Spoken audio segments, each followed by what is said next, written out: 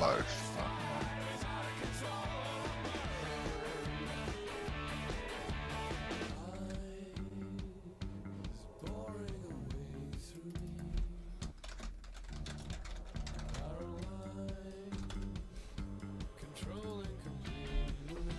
Oh, Ugh.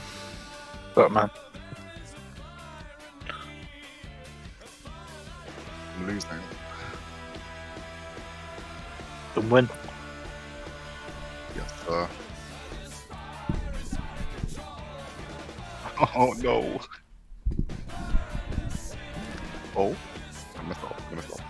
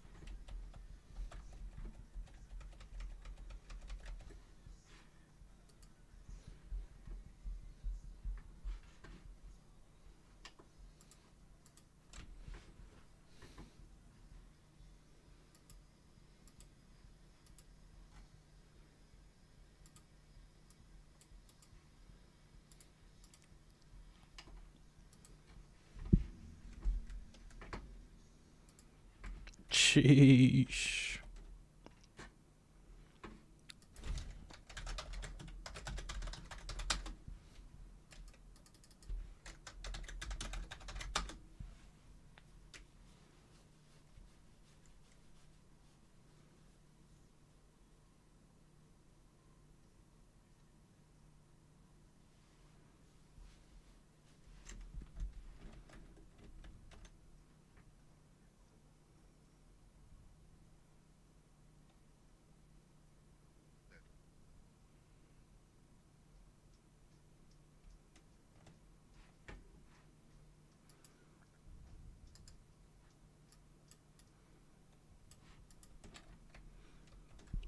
How's it going, chat? Yo, W Daily Streamer in chat. You know what I'm saying? Even though I haven't been streaming, but I'm going to start streaming daily. I've been getting up my social skills, you know what I'm saying? So I'm ready to talk to you motherfuckers. Let's go. Hopefully they don't hear me in Discord, okay? I'm in a Discord call right now as well. Let's just watch some interesting shit, man. Kanye West has been saying some crazy shit. You know, I think like I need to change my opinions on Kanye. Like it's getting kind of weird now. I also need to change the thumbnail on this actually. Yo, edit. How do I change the thumbnail? I don't even know, but I definitely need to change the thumbnail on my streams. I need to like start clipping up my content as well so I can like put on YouTube. I'm kind of done with like editing these videos because like, you know how I said like in my last video that it's about the art. What I've now realized is like if you want to become an artist, you need to have a source of income that's practical and isn't like taking all your time, so you can use the income from that like source, that revenue stream, to actually buy you time to work on your true artwork, your true passion. So that's what I'm trying to do now. Okay, my videos aren't going to be as high quality as they used to be, but they're still going to be high quality. Yo, what's good, Ender guy? What's up, man? You good? Man, Ender guy, you always out here supporting, man. I saw your comment on the last video as well. Hey, man, everyone who supports me, including you and the guy W, man. Let's react to this. How to make passive income in 2023 by Iman Ghazi. Let's watch this video. Let's go. How's it going, chat? Can you hear this audio on this? Yo, is this like, is this better? Yeah, I think this is better. Wait, let me even make it. Yeah, I don't want to look so white. I'm not white, man. Alright. Stream after a workout. Okay, I see. Man, I always like look at my fucking... Anyway. Yo, W Habib, man. What's up? It's late, man. I should be sleeping right now, but I'm going to stream until 11. So half an hour, okay? I'm in a Discord call right now, but they don't know like I'm streaming this, and you might hear them as well. Yo, you guys know Habib? Yo, what's up, Modi? Man, like Modi in the chat. You know what I'm saying? Modi's from my uni, bro. Let's watch this shit. I just got done with a call. Well, let me mute this. Okay, I'm gonna deafen this, but I just got done with a call on the creativity kit. You know, Sneeko. I'm on his creativity kit now. I just got done with a call, and he was talking about like me and Kanye West and how, you know, how he's been like thinking and what he's been thinking after like he's met Kanye West, and apparently Kanye West legitimately likes Hitler. He loves Hitler. That's what Sneeko said, which is crazy, you know, because I thought like he didn't actually like I didn't think like I still don't think Kanye West hates Jewish people. I just think that he has a liking for Hitler. But I'm not going to get too much into it because I don't know too much about that situation. So let's watch this video. So, ladies and gentlemen, listen up very closely because I'm about to tell you the real... Lacking on sleep. Yeah, literally, like, I've been trying to... Well, no. Not trying. I was trying to wake up around 5 and I did it for a couple of days. But I just fell out of that habit. Because I realized, like, what's more important, right? Like, because when I tried to wake up at 5, then like my sleep schedule, like I usually sleep at around like 9:30, but like my sleep isn't the best, so I'm not getting the deepest quality of sleep. So if I wake up at 5, I'm still feeling sluggish. So when I go to the gym, I feel like I don't recover as much. And so it's always that dilemma of like, what should I prioritize, like waking up early, or should I prioritize going to the gym and like getting my lifts off, you know? Because if I wake up at 5, I'm not lifting heavy that day. That's just how it is with me. Okay, anyway.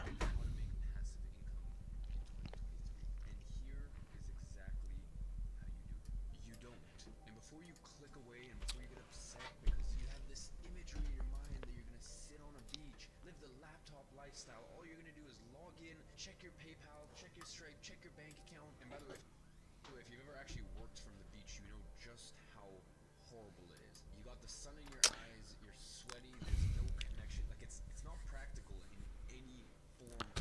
Apparently passive income is not a real thing, boys. So if you're dreaming of having passive income, forget about it right now, man. Forget about that shit right now. Audio and video not playing. Alright, let me fix that. Okay, let me see now.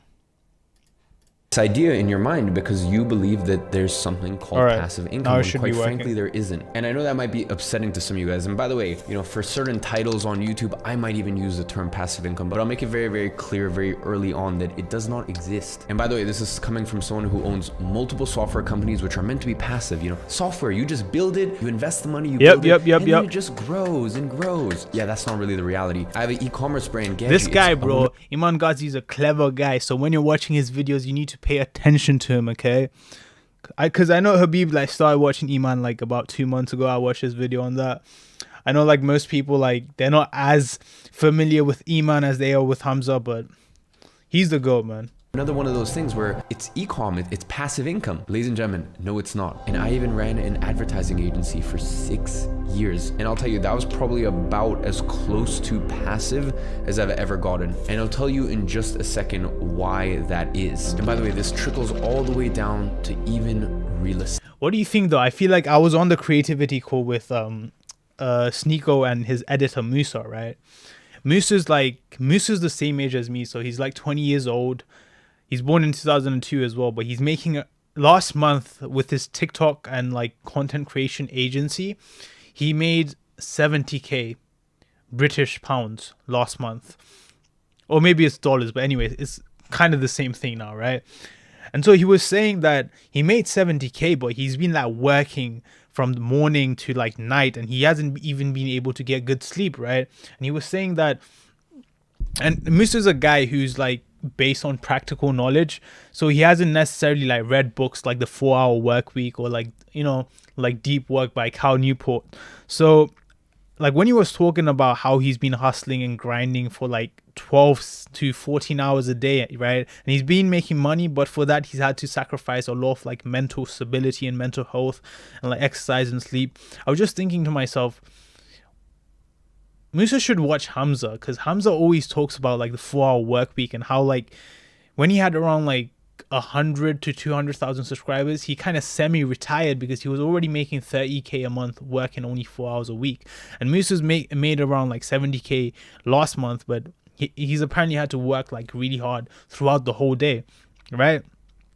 And that got me thinking, man, like when I'm editing my videos, right, for one video I'm spending like at least like two days like out of my week, right? So like for 2 weeks, like there will be like a week where I'm just like on and off, but then like there's gonna be 2 days where I'm like dedicating the whole day towards editing. And at the end of those 2 days / weeks, right, I just feel exhausted, and I get these videos out, but they're not necessarily like gaining much traction. So I'm thinking, man, instead of like working so hard, right, for one video, should I just start like streaming and posting clips?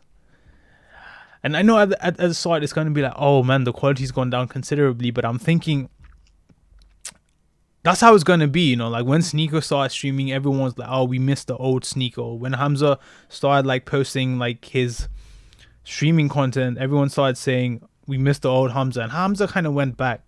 But I'm thinking I'm still at the very early stages of my content creation, you know, I'm still like starting out. So if I completely do a 180 and start creating live stream clips and vlogs, I feel like that's a much more practical way to go about this content creation. So I'm just going to experiment with my content over the next couple of weeks, and you guys are going to get more content, so you guys should be happy about that. But the quality may be lower, so I'm going to see how people react to that, alright? So you can tell he's hella smart. To anybody that wants to start a business or anything like that, I recommend reading Rich Dad Poor Dad. Yeah, I haven't read that book. I should read that book. Editing takes a while for me. I couldn't imagine at the level of your editing. Short form content explodes much easier for sure. Exactly, that's what I'm thinking. And I have like many people coming up to me. You know, I won that £3,000 from Hamza. I gave most of it away to my mom, but I kept like, I gave 2k away, so 2k away is not mine anymore, and 1k is still mine. So 1k I'm looking to like spend on like maybe outsourcing my content. But obviously if I'm just making shorts and clipping content from stream like this, then I can just bang out content. Maybe I might hire like a thumbnail editor or something, you know, a guy who knows what he's doing. So if you're a good thumbnail editor watching this stream, probably not, but I'm gonna start streaming more regularly. This is just it's much more easier for me. My purpose in life is to create artwork, not necessarily YouTube videos, but I know that YouTube is very lucrative in terms of like income and stuff. And Iman always talks about being practical with your income. You know, make money off of a practical thing, and then you can use that money to buy yourself time to work on your passions. Yeah, so I'm still figuring all that out, but let's watch this. Look, real estate is considered the truest form of passive income, and even yeah, that's true. And the guy, I'm going to do that definitely. Tenants to deal with. You have a whole bunch of headaches to deal with, even with the truest forms of passive income. Now, you can either continue to live in fairy tale la la land, or you can watch the rest of this video, and I will give you a clear game plan on how. bro, I swear to God, if Iman pushes some like SMMA social media marketing agency bullshit on me again, because I don't want to do that, bro.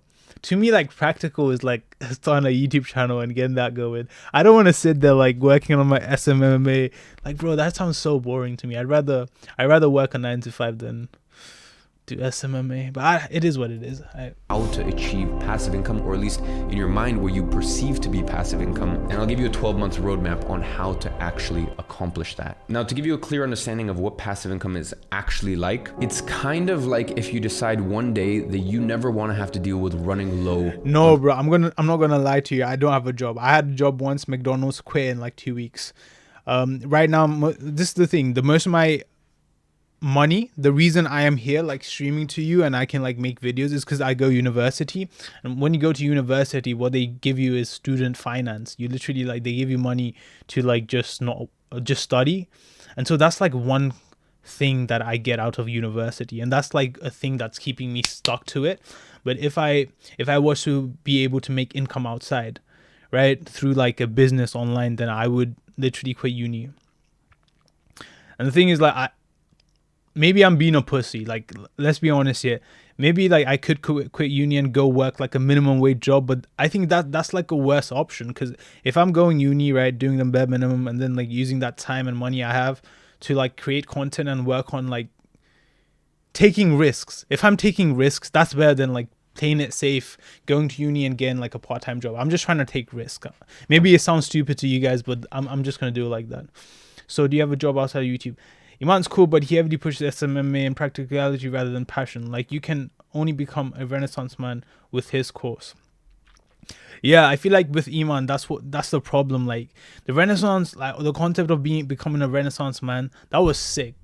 I fucked with it, but then at the end, he even showed Hamza, and if Hamza was making this course, he would have definitely pushed the idea of becoming like a YouTuber or social media creator, because I feel like that buys you so much more freedom as opposed to becoming like a social media marketing agency or whatever.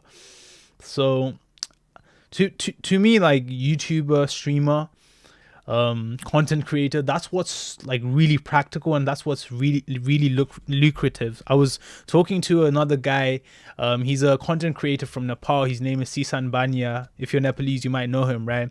And he's like one of my biggest inspirations from Nepal, and he was like talking to like a bunch of like creative people in this like Discord type of call, right? And he was saying content creation and the ability to edit, make videos and like post videos that can become viral is literally like the greatest skill you can have in this modern day, because first of all, it's not as hard as like learning how to code or anything.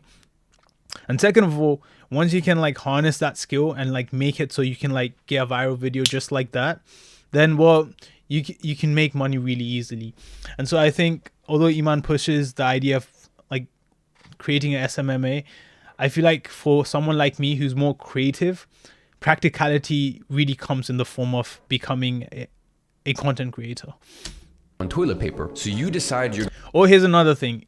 If you go to university, which is completely fine, get like a good degree, get a good job, and then you can do like your creative shit on the side. That's another way to do it as well. I just like taking risks because I'm young and you guys are young as well. So do what you want to do with your like passions and anything, you know? You're gonna buy as much.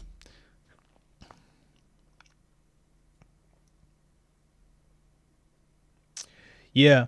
I do think uni finance is like a free loan, and if you use it correctly and become successful, it's money well used and hopefully profit off of. Yeah, exactly, man. Modi, like that's what I was thinking, man. Like, to me, like the only reason I came to uni was well, I was hoping the course would be like decent, and it is decent, I'm not gonna lie, but there's many better courses out there online for free or cheap, as I said in my last video. But the student finance money is like, that enables a lot of freedom for me right now. So I feel like I don't want to become too reliant on it though. So I want to like get off of it as fast as possible, because it's like being on government like welfare, you know, like government welfare. I believe in that. Like, I think it's good to have government welfare and to help like people who are like struggling with like the taxpayers' money and like giving a bit of to them. But once the poorer people become reliant on government welfare, then it's almost like they don't have a need to work hard anymore, right? So if I become reliant on student finance, then I'm never gonna like get myself out of that reliance. So I need to like kind of hustle to the point where I'm like I'm making a consistent stream of income from like social media and content creation, and then I want to like let go of that student finance, because at the end of the day I don't think like it's too good to be overtly reliant on it unless you're planning to go through with the degree, which I personally I'm not, to be completely honest. If you decide to become a big YouTuber and scale it, isn't that kind of creation and agency as well? You end up having to hire people if you want to scale past a few million subscribers. Hey, yeah, that is very true. I think that's why I read books. I read like the .com Secret is honestly, bro, if you want to like start anything online, if you're trying to become a YouTuber, I know like man like Habib. Yo, I love Habib's channel. He's like my favorite YouTuber at the moment, because it's just like, it just feels so genuine, you know? It's like low key and genuine. Like if Habib's still watching this, bro, we'll read .com Secrets by Russell Brunson. Just like get the first book, read it. Like that book was so eye-opening for me. Like, I'm reading it right now. I haven't finished it, but yeah, I'm gonna scale the business. And the thing is, yeah, although Modi said that, you know, like Iman's advice doesn't necessarily apply to people who are as creative as us, I think like we need to like be more nuanced with that idea. I think it applies, but we just need to change how it applies. So I think it applies in the sense that if you're trying to be creative, right? Like if you're trying to create genuine art, not like art for companies, not art for like Sony or Riot Games or whatever, because then you're working for someone else. If you're trying to create art from within that speaks to yourself, the chances are at the start it's not going to make much money for you. And I've always like thought about this. If you want to be a creative, right, and you want to have as much freedom as possible, then you need to be a rich creative. You need to be someone like Kanye West, who was a billionaire, right?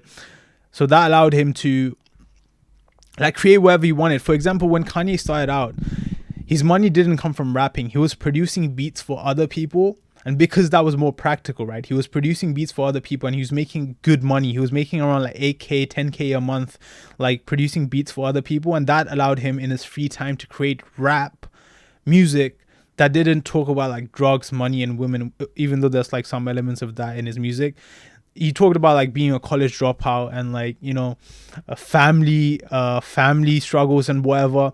So because he already had like that source of income coming in from producing beats and whatever, like his art could be more authentic. And so if I do the same thing, right, with YouTube, like I hustle on YouTube, like create a system in place, like my brother Hey, I think his name was, yeah, Hey was saying, if I scale it up, create like an agency type of thing, like Hamza, I have editors, I have like content managers and stuff like that, then that can run on its own, right? It's obviously it's not going to be completely passive, but it can like run on its own for the most part, like Hamza's channel. And then I can focus on like creating animations and art. That's what really I want to do. I want to create like my own like anime and stuff, you know? And you guys can watch that shit, and it's going to be based around like self-improvement. So it's going to be about the hero's journey, man.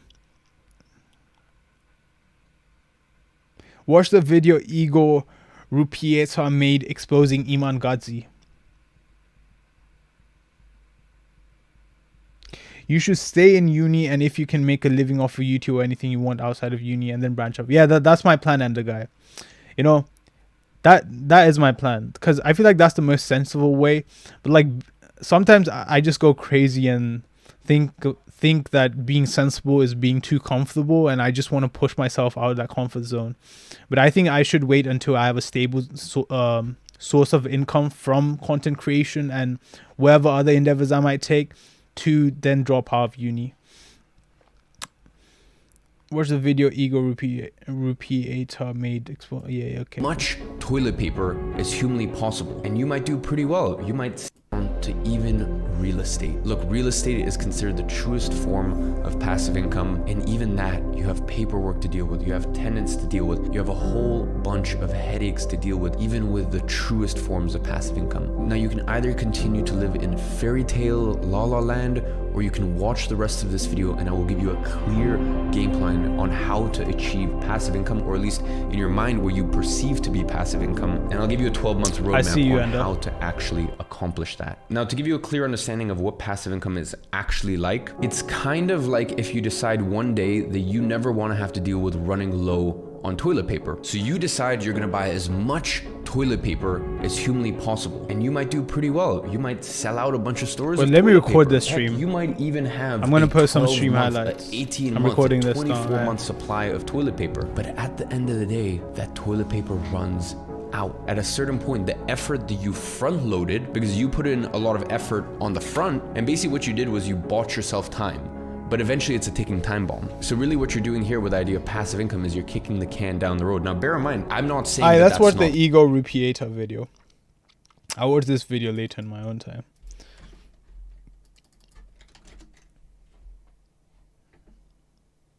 Oh, this guy. I know this guy. I've watched like a bit, but let's watch the whole thing. He's exposing Iman. Is it good? Is it a good video? This guy got 121k. He's probably gonna get like the full thing, the 5k. Hopefully I get the 5k as well, but I didn't put as much effort into my video this time as probably this guy. This guy didn't win the 3k, but he's gonna get the 5k. I'd say less. I used to like Iman Gadzhi a lot, but a few days ago I realized something. Iman said that the Puppet Masters deleted his Digital Renaissance videos, but it's not true. He did that himself. Before I prove that, let me explain why would he lie to millions of people. We all know that Iman is an entrepreneur, which means that he's a competitive guy. He would do everything to get to the top and earn as much money as possible. According to his ideology, smart people use fools to make themselves richer. And that makes a lot of sense. I understand the point, but there's a limit. And Iman has definitely passed it.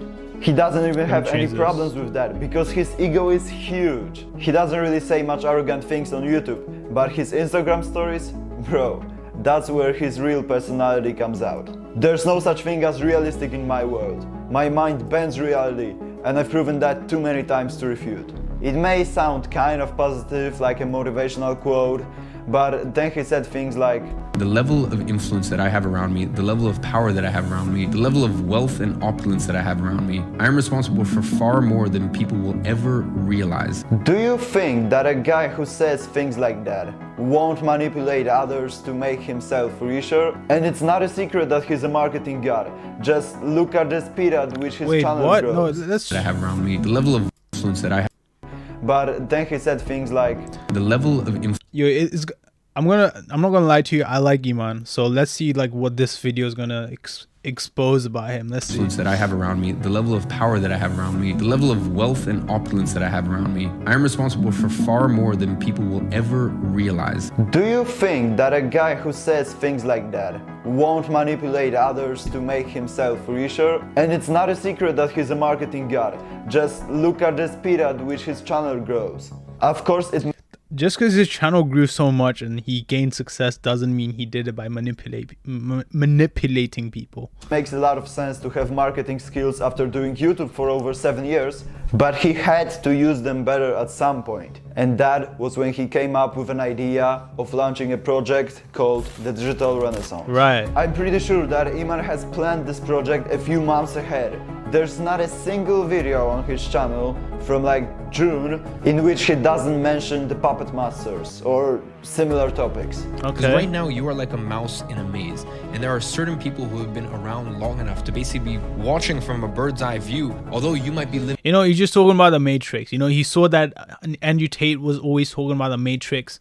And the thing is, the thing with the Matrix concept is that it's always been there, you know. It's like the rat race. That's what people used to call it. It used to be called the rat race, right? And then Andrew Tate came along and he called it the Matrix, and people started calling each other bots and shit. You know, they used to be rats, now they're bots. And then Iman Gadzhi has a new word for it. He said, what? The Puppet Masters, right? And the maze or whatever. But at the end of the day, it's the same idea just being repeated by like rich guys. living day to day, and you may not be realizing what's actually going on in the world. The first thing that he had to do to make this project blow up was evoke extreme emotions within the viewers. There's a top secret undeclared war that is going on behind the scenes right now. Hey, yeah, exactly. That's what I thought as well. Kaizu and hey, I agree with that. Like when I was watching the Digital Renaissance at first, I was like, this is like a Netflix style documentary. I fuck with it heavy.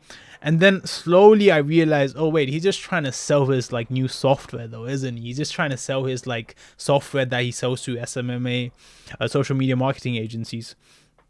I mean, to be honest, like I see that, but I still think in that process he still provides values through his videos, like how he mentioned Hamza and self-improvement and everything. But behind this like image of being this guy who genuinely wants help, there is a product. And I can agree to that. The whole first episode of the Digital Renaissance is supposed to make you afraid of being a slave, having zero privacy, being broke till death, unless you do this one thing. And the thing is banning his online course. That's why, like, at first I watched like the first 2 or 3, I think. I watched to the point where Hamza was in the video. I watched that video, and then on the second one, the one he released after the Hamza collaboration, I watched a bit of it and I'm like, okay, I already know what he's gonna say in this video. He's gonna say the same shit and then he's gonna try to sell us the Digital Renaissance. Okay, that makes sense. So you should have been building this moat, this layer of protection around yourself the last 2 years. But if you haven't done that yet, well, there's actually still one last light at the end of the tunnel. He made people wake up in the middle of the night to watch his videos because he said that you have to watch the premiere. The videos may get deleted an hour later because the puppet masters are watching. The problem with that is he knew exactly what to say and what not to say for his videos not to get deleted.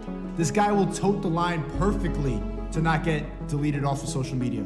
The first episode had almost 1 million views in only 48 hours. With such viewing, a video that's against YouTube rules would get deleted almost instantly. And this one was up for almost a week. Then on one day, all 3 episodes of the Digital Renaissance got deleted. Of course, Iman said that the puppet masters have attacked and you may be able to... So, yeah, he deleted himself. Like, I haven't been paying attention, I'm not gonna lie, bro. Okay, that's actually crazy. Yeah, I don't think like there was any reason for YouTube to delete his videos. He definitely deleted it himself because he didn't say anything ban-worthy. It was just like, you know, oh, we live in a matrix type bullshit. I mean, bro, no one cares about that, you know. Watch the video on a decentralized platform. Or at least YouTube like don't. YouTube just don't want like misogyny and like. YouTube only ban people who have haters, and Iman doesn't necessarily have haters, okay? Andrew Tate got banned because he has haters. Sneeko got banned because he has haters, you know? Like, there's no mob of people attacking Iman. Or at least I don't think there is. He didn't upload it anywhere else. Iman Gadzhi was right that we wouldn't be able to watch the Digital Renaissance a few days after it was published. But he also lied, because the puppet masters didn't remove the videos. He removed them himself. This is where he fucked up. When a video is removed by YouTube, it says 404, page not found. However, if you click a link to the video, you will see that the video was removed by a publisher. This proves that Iman Gadzhi is a fake guru and you shouldn't trust his words. Do you want another example? There you go. He says that the Digital Renaissance is on a huge discount for only $1,000, when in reality it's worth over $3,000. Well, that's not a scam. That's actually one of the things you're supposed to do in .com secrets. You know what I'm saying? That's actually a selling tactic. Hamza does that as well. If you go to Hamza's aesthetic body course, he says the product is worth like £10,000, but I'm gonna give you just for $799.99. And you know, that's like a selling tactic everyone uses. That's like a sales funnel script. So I don't think it's a scam though necessarily. But who says that it's worth over $3,000? Only Iman. Why would anything like that cost $3,000? Even if it's for $1,000. Iman says, let's be honest, you're going to spend the money either way. You're either going to spend the money on some bullshit or invest it into something that's going to make you wealthy for a lifetime. And maybe that's not a lie, but he's not revealing everything. The biggest part of his Digital Renaissance course is Agency Navigator. And the Agency Navigator course is basically a summary of the Millionaire Fastlane book. The main difference is that the book is for $28. One of the first things that you learn from this book is that online gurus' money making methods won't make anyone rich. This is a legit video, like, okay, I respect it now. Selling them will. Of course it's better to invest the money into his course than spend it on some bullshit, but guess what? If I save the $1,000, then I can use it to start any other business and not only the SMMA. It seems strange to me that Iman basically rejects any other business model and only focuses on... Yeah, that was my biggest problem with Iman. I know you guys said this in the chat as well. A lot of you are saying this. My biggest problem with Iman is that although he knows that, well, he kind of pushes it in his other videos. He always talks about becoming like TikTok editors and, you know, like starting other businesses. But in the Digital Renaissance, he was heavily pushing SMMA. And okay, let's see what this guy wants to say. On promoting the SMMA, even though he's not even doing SMMA anymore. He didn't even make most of his money from SMMA. He did it from selling a course about how to make SMMA, also Bitcoins. But from online learning platforms. Yeah. Just like the Digital Renaissance. Yeah. If you desperately need the... See, that was like one problem. Like, I never talk about this when I talk about Iman, but I know because I've listened to so many podcasts about Iman.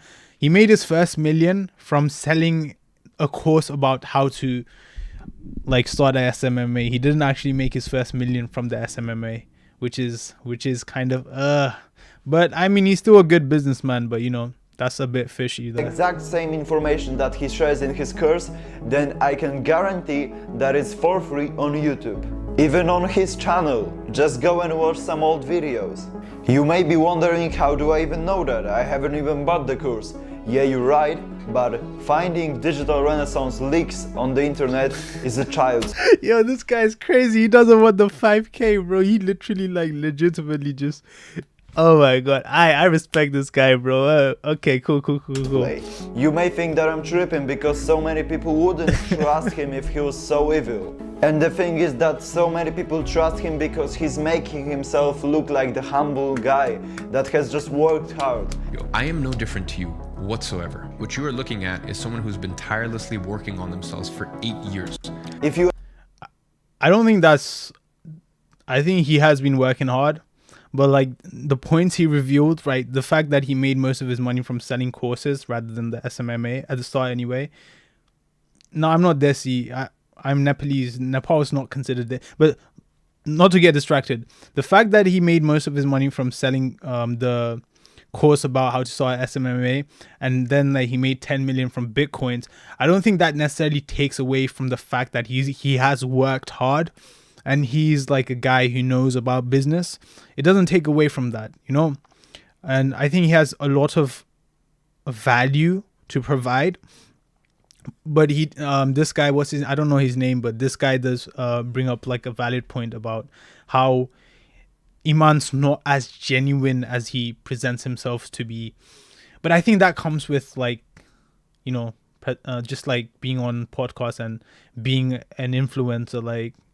And everyone's not going to be as genuine as they seem. I'm pretty sure like the only person I can genuinely say is like proper honest and brutally true is like Sneako. That's why I respect him. But Sneako probably has some shit going on as well, but like he's just completely honest. And then there's Hamza's like really honest as well, right? But he's a businessman, so there's some stuff that like I know people don't like about Hamza either. If you analyze what he's saying in his YouTube videos, you will understand that it's not his real personality. He openly admitted that he doesn't even enjoy making such videos and he just tries to collect more eyeballs. The content that I have been uploading this year, I don't want to upload it. I don't necessarily want to make the 7 millionaire habits videos or like the 3 steps, the blah, blah, blah. But at the end of the day, I have a fiduciary duty to grow, right? To grow the vessel, to bring more eyeballs so that way I can attract more customers. I'm not saying that it's wrong, but it only proves that his audience isn't as important to him as his money. At the end of the day, everyone wants to make money, and Iman knows exactly how to use dumber people to do that. One more thing that makes me lose trust to him is his belief in conspiracy theories. I don't know if you realize, but the puppet masters that he's talking about are members of the Green Triangle organization. Both of us can't say the name on YouTube, but I'm sure you've got it. He's also anti-vaccinations and shit. Like, come on, bro. Even Andrew Tate said that such a young guy can't be wise enough to know everything about the world. On top of that, doesn't it sound ridiculous that a guy who didn't even finish high school argues about science with scientists? I've mentioned Andrew, so another thing just came to my mind. Don't you think that digital renaissance is just like the Hustlers University? At first, the guru tells you that the world is about to collapse, which makes you afraid of being a slave till death. And then the only thing you can do is buy access to an online course that comes with a community of people who also try to escape the matrix. What about the... I ain't gonna lie, that's the same with like Sneako's. May I say it? I'm gonna say it. It's the same thing with Sneako's creativity kit. It's him telling people to escape the matrix, whatever, through content creation, and he has like courses and everything, and he charges £50 for it. But to be honest, like, I don't think it's a bad like course or like a bad subscription service, but he is kind of like putting that fear into people that, oh, if you don't buy my course, then you're gonna be poor and you're gonna be a sheep in the rat race, so you better buy my course. It's almost like this, is it fear mongering? I don't know if that's the right word, but like obviously he's driving people to buy his course through fear. Pyramid scheme. Of course Iman took care of that. Iman's pyramid scheme is explained in this video. If hundreds or even thousands of people make videos about him, then the outcome is going to be the same. The same as Andrew Tate's Hustlers University promotion, or at least very similar. Guys, look, I'm giving away $100,000. But at first you have to make me more than $100,000. Iman Gadzhi is like every other young finance guru. He won't make you as much money as he will make himself, and he knows that. His courses were very controversial in the past and still are, but he doesn't have to change anything about it because they make him a lot of money. And exactly as he says, he doesn't have to care about anyone's opinions. You have to pay very close attention to whatever happens on the internet because liars are everywhere. And the fact that Iman removed his own videos should never be forgiven. Are there any positive sides to watching Iman Gadzhi's content though? Yes, his life advice is great. He promotes staying healthy, training your mind, journaling, meditating, reading, and working hard to make your dreams come true, which is awesome. And that is the only reason why I won't unfollow him. I will also listen to his financial advice, but only the one that's available for free on YouTube. It's completely enough to make an online SMMA business with it, and there are examples of people who had some success with it. Remember, don't trust everything that people say on the internet, because at the end of the day, everyone wants to make money. Iman said that you're going to spend $1,000 on garbage either way, but trust me when I say that you don't have to. Yeah, you don't have to don't spend money on Iman's course.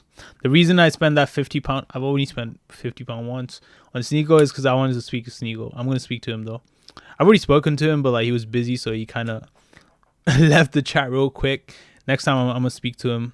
But maybe I should just leave because I don't want to be just another guy in his chat, you know. I want to like earn it. I want to earn that, like, because he met Kanye West and he was like, yo, you should, everyone says like don't meet your idols because then it will like ruin the image you have of them because you will see the real them. But he said like meeting Kanye West like kind of showed him that he should meet his idol. So I want to meet Sneako as well, but I wanted to meet him through the creativity kit. But now I think I'm just gonna leave it and then like just earn my way up there, you know what I'm saying? I don't know though. Yeah, for some Hamza is good, but he's still... If you want to know what money mistakes teens make to avoid them and be able to save your money for real investments, then make sure to check out this video. Hope you enjoyed, and I will see you in the next one. Hey yo, this guy's plugging his channel. Is this guy a scammer? I don't trust this guy, bro. Maybe this guy's scamming me. I don't know though, I'm an idiot, so who knows. Great fucking video, by the way. Yo, W, man. W. 10K W, man. Great video. So, let's gather our thoughts and get to a conclusion. What do we think of Iman? I think Iman is a genuine guy. I think Iman has genuine advice, and he doesn't wish harm upon people, but he is trying to sell a business. He's trying to sell a course, and as such, with that, unless you're being like completely genuine, you know, and you really don't care about money, which I think Iman does care about money. You know, he really cares about a software company. So he's gonna do some shady stuff. Should we forgive him for that? No, because he lied to so many people. He lied to like everyone who watched the Digital Renaissance, telling them that his video is gonna get deleted by the puppet masters, and then he deleted it himself. Or at least that's what this guy is saying. So we shouldn't forgive him for that. But obviously his advice when it comes to like going on monk mode and all of that, that stands. I'll be honest with you, I never took Iman's like financial advice at least too hard. I think Hamza has like better content than Iman on like how to make money. What do you guys think? I think Hamza has better content than Iman on how to make money. Like, quite genuinely speaking. You know, it's ironic because I feel like Hamza has better content on making money, but I feel like Iman's self-improvement videos have almost helped me in a more like impactful way. Like monk mode, what Iman like taught me helped me more in terms of self-improvement, but then Hamza's mentality on like making money and like reading books, because to be honest, like I got like the idea of reading books from Hamza, that helped me like in my endeavor for money, whereas Iman helped me on self. It's weird, I don't know. Iman never said anything that could put his channel at risk. He worked too hard for it. Yeah, I mean, Iman's smart, guys. Like his channel blew up because he hired the right people. Like Iman doesn't, I don't even think he comes up with his own video ideas. He probably has a guy who tells Iman like what videos to make, and he just makes those videos. Exactly. Like I think Hamza is like really genuine when it comes to the advice he gives, because he doesn't make these like 10-minute like algorithmic videos. He makes like these longer like 25-minute videos, which I think genuinely help people more.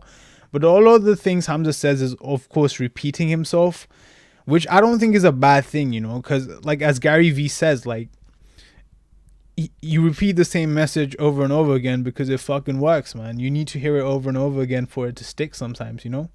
Let me read chat. Yeah, if he was 100% honest, he wouldn't get as many sales. Yeah, that's what I'm saying. See, because Iman, like the thing, that's the difference though, right? I feel like I fuck with Hamza on this more than I fuck with Iman, because Iman's like making $1 million a month. $1 million a month, right? And he makes 100K off of his YouTube channel. Just solely off of his YouTube channel, he makes 100K a month, and then including everything, he makes $1 million a month, right? Hamza is not making that much money. He's making from like 30K a month to around like 80 to 100K a month, right? That's how much Hamza's making. And Hamza doesn't make, even at the moment, Hamza doesn't make $1 million a year. So if anything, Hamza has more incentive to kind of like push courses and push like these like snake oil salesman types of like courses and products, right? But he doesn't do it. So I respect Hamza more on that, man. Like Iman doesn't need the money, but he's still pushing it because he has like selfish desires. He wants to have a SMM. He wants to have that software company, you know, he's working on that software thing, and he probably needs a lot of money for that. So that's what he's doing now. Personally, I think Iman's financial advice is mid. Yeah, it's very like generic advice, isn't it? Yeah, it's very like once you like watch one of his videos, you get the idea and he's just repeating it over and over again. Whereas Hamza seems like he's constantly learning new things, and as soon as he learns something new, he shares it. Yeah. W Hamza, mid Iman. Yeah, good. Getting somewhere. Oh, there's so much in the chat. Wait. That's for Hamza's base straight. Yeah, because when it comes to making money, Hamza doesn't sell anything. His videos are free, so we know Hamza is genuine. Yeah, I think I want to follow in Hamza's footpath. I don't want to sell you guys anything. I do want to like make money. Don't get me wrong, but I don't want to do it in a way where I'm like tricking you guys to buy something that you don't, that isn't genuinely valuable to you, you know? So I'm not going to sell anything for a very long time, I guess. I recently started getting into Iman and Joy. Hamza is more generalized. Iman is estimate with tidbits of general business plans. Yeah. Personally, I think Iman's finance advice, I enjoy Iman's self-improvement. Yeah, same. The people who actually stop watching Hamza are probably the most successful. Yep. Stop as it won't need anymore. Stop as it won't need anymore. What? The only thing I dislike, I don't get that, Kaizu. The only thing I dislike in Hamza's video are the Wojaks. He purposefully makes them so people cut them down for TikTok so he can get more exposure. Is that it? Is that why Hamza adds all the Wojak and whatever like memes and shit?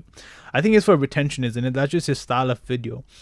I don't blame Hamza for that. Like, the thing is, yeah, you need to be like a balancing act when it comes to business. Like, you can't be a guy who's just like, oh, I'm trying to be like completely genuine. No problems, Kaiju. It's good that you're learning English, bro. Like, English is a strong language, because English or Spanish or, you know, like whatever has like a lot of audience, but English is a strong language, so it's good that you're learning it. But what was I getting at with, like, you can't always be like, I'm trying to be the most genuine person, or I don't care about money whatsoever. I don't think you can be like that. Sometimes you need to like sacrifice like that complete genuineness for the sake of like getting some money so you can provide more value to more people. Hamza is doing it in a good way though. And the thing was with YouTube, you need to keep your retention up, man. With editing, like, let's watch one of my videos, right? I'll show you guys how I keep my retention, even though my videos don't do that good. Yo, you know Iman Ghazi, the 22-year-old multi-billionaire? See, like, there's a cut every minute. I mean, every second. There's a cut every second. Cut. That's besides the point. Cut. 22 years ago, Cut. in a small village in Cut. Pakistan, Russia, Cut. Iman Cut. Ghazi was born to a Cut. young single mother. 2 Cut. years later, 4,002 Cut. kilometers south Cut. of Kathmandu, Nepal, Cut. I was Cut. born. I was raised by Cut. my young single mother. Cut. My father had passed Cut. away. See what I mean? Like, if you want to keep retention on YouTube, like, that's just a method you must do, right? It's just like what the trend is. Like, people click off because of short form video, like YouTube Shorts, like TikTok. People have like stupid, like, sheep type of attention spans. I don't even know if sheeps have good attention spans, but you know, they have like really bad attention spans. So like, you need to like edit your videos like this, so when we get to like something like this where I'm just speaking, people click off. People click off because it's like, only if they're genuinely interested in you as a person, they'll watch it. But like, the average viewer is not gonna watch this shit because it's not edited, you know. Yeah, so that's what it is, man. Like, sometimes you have to like go with what works, just so you get like the initial audience in, so you can spread your message, and then like you can start like the unfiltered channel, like Hamza Unfiltered. You know what I'm saying? Then you can start the Hamza Unfiltered channel, because once you have a fan base, people will just like watch bullshit videos of you, just like, hey bro, like, oh yo, what's up, bro? So I just got done taking a shower and I just got back from the gym. You know what I'm saying? Like, people will watch that video later, like, you know, but right now, like, people aren't gonna watch those types of videos from me. And that's like one of the mistakes I see a lot of like self-improvement channels make.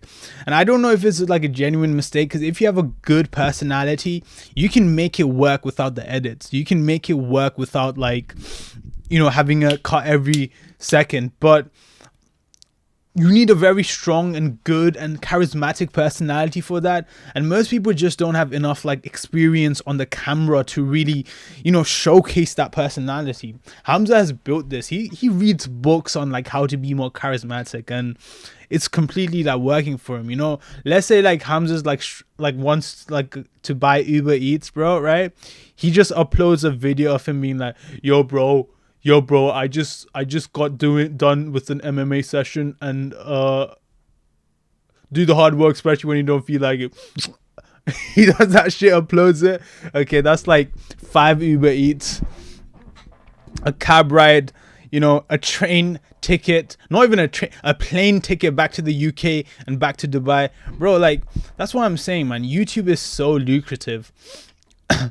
But like to build it, right, it takes time, because you think like someone like me, right, I get which I'm very grateful for, right, I got like 255k views on this, and then I thought, okay, now like I'm gonna get good views on my videos, which like, I mean, 62k, 4k, 7.3k, 2.1k, 2.4k, 1.6, it opened up a lot of like eyeballs onto me, right? But it's still not where it is. But if I just like put one foot in front of the other, I'm hoping to one day get to this point where I'm just like, hey bro, to the camera, and like people are just watching it, and you just make money off of AdSense. That's the dream, isn't it? Like, who wouldn't want that, man? I know all of you, man, would be like so like grateful if you had that as well.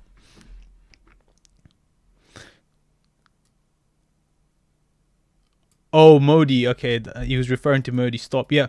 So for a good while, I stopped watching Hamza completely, but I'm starting to watch him again, because Hamza drops like a golden tidbit here and there, like especially in his unfiltered videos, because I don't watch his especially, you know, during this time. I'll tell you like when I stopped watching him. So you see these newer videos, how it's like 21 minutes long, 18 minutes long. I feel like these longer videos have more value, whereas like where he was making like those like 6-minute videos where it was just like dopamine left and right, that just wasn't doing it for me, so I didn't watch those videos. But now I feel like he has a bit more value, but his unfiltered channel is where it's at, man.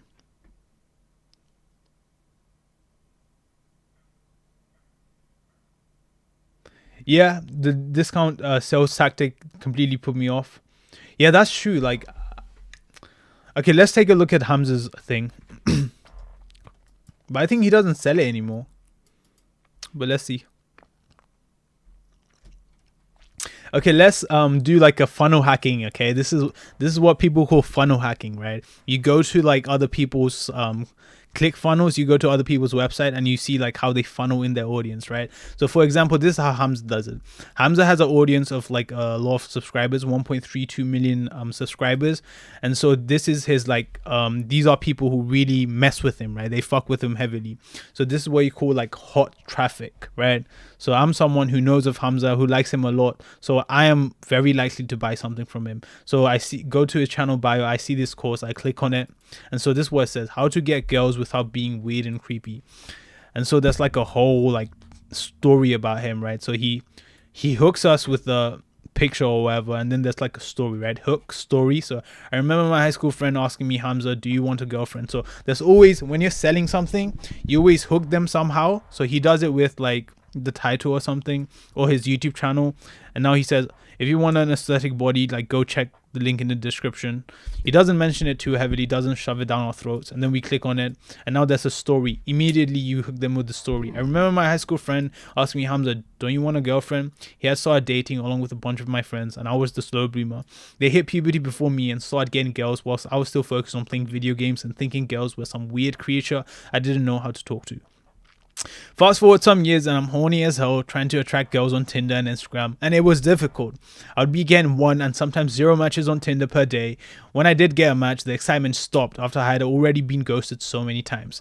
Why was it so hard to stand out? My pictures were pretty good. I was sure of it, and I was a catch, right? I was nice, I would take an interest in them and ask them out, their hobbies, and still nothing. It's basically just one of his videos. This is basically just one of his YouTube videos, okay? And then he says, well, like, if you want a girl, you need to build a 10 out of 10 body. He shows his transformation pictures. He shows like people who kind of transformed, and these are like okay transformations. They're not that good, you know what I'm saying? Does that, and then Hamza does literally what Iman Ghazi did in his like digital renaissance, where he's like, you're gonna get an aesthetic theory 101 video, you're gonna get mindset for success, you're gonna get all this, right? And the total value of it is $2,094, right? And then like he breaks it down why it costs $2,094. So total value is not even that. The total value now is $2,184. You go lower, and now he adds even more, right? So the total value is not actually just $2,184. The total value is actually $3,181. But you know what, guys? Like at the end, it goes up to 5,278. So my actual course costs 5,278. But you know what? No, not even 5,270. My course costs 10,275 pounds. Right? He just keeps on increasing the price. Bro. He just keeps on increasing the price, bro. Come on, man. How much does it actually cost? 11,000 pounds. 11,000 pounds. 12,000 pounds. Okay, wait. 12,529 pounds. What the 14,000 pounds. 14,000 pounds for his course, yeah. That's crazy. I can't afford 14,000 pounds for this course. Come on, man. 15,000. I don't have money for that, bro. I can't afford this pros. 16,000 pounds. Okay, let's see. Like, bro, I'm not buying this course, but let's see. Oh, okay, but today I can buy this course just for 500 pounds. I can buy this course just for 500 pounds. All right, man. I'm gonna buy it. That's a deal, bro. From 14,000 to 500 pounds. I'm gonna buy this course right now. And then people buy it, bro. But I don't think Hamza makes most of his money like this. I think it's AdSense now, right? But Hamza went crazy with this though. Like, there's so many different like prices that he lists. You know that? Do you guys think that's kind of like a? Do you think that's like ingenuine? Is that the right word? Because that's what like .com secrets kind of teaches you in the book. It teaches you to like do this stuff.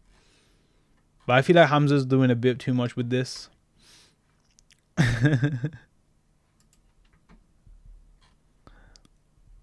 But it is what it is, man. It is what it is. But I do want to like learn how the funnels work. You know, how these funnels work. But I don't know if I'm able to, if I want to implement in like this type of way, where it's like going like deep into like the system, and it's just following like a script rather than like being genuine and selling like actual value. Because it's not worth that much money, bro. It's not worth 15,000 pounds. Like, don't lie to me, dog.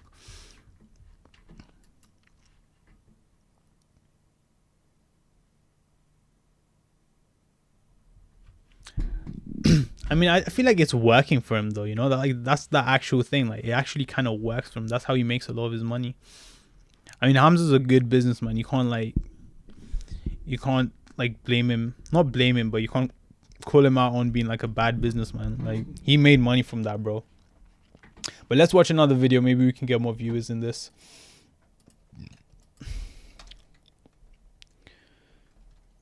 Oh my, I might go until 12. This is fun though. This is fun. I'm getting hot, bro. All right. What videos do you guys want me to react to? Anything. I'll react to anything, bro. You guys got anything? That Iman video that whoever recommended that to me. W video, man. W video. That was my stream sound. Recommended that to me. W video, man. W. Yeah, nah. Hamza's working on a book. I live in the UK, guys. I live in London, United Kingdom. Do you want the address and the postcode? I'll send it to you right now if you want it. I'll tap in chat. Like, literally, I'll tap in chat so you can come say hi to me with a dagger. 50. I'm gonna just like go onto my homepage and let's just react to whatever, man. Yo, you guys know who Bat Guy is? Yo, let's react to a Bat Guy video. I'm gonna post this on my YouTube channel. So we just still stealing content out here, you know? Alright, let's watch this most recent Bat Guy video. Sup guys, here is your weekly dose of fitness. This clean and jerk could have ended quite badly. Whoa. Luckily, she is more coordinated than most. Holy wow. Crazy. That's crazy. Of fitness. This clean and jerk could have ended quite badly. Jesus Christ. She is strong, man. Luckily, she is more coordinated than most. POV, you go to a gym in Thailand.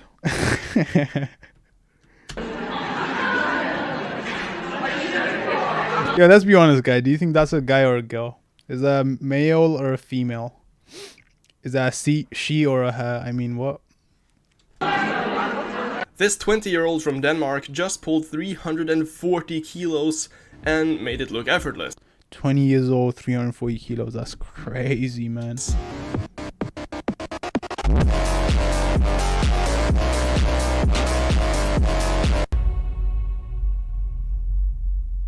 Damn, Nathaniel Messiah is getting challenged now, man.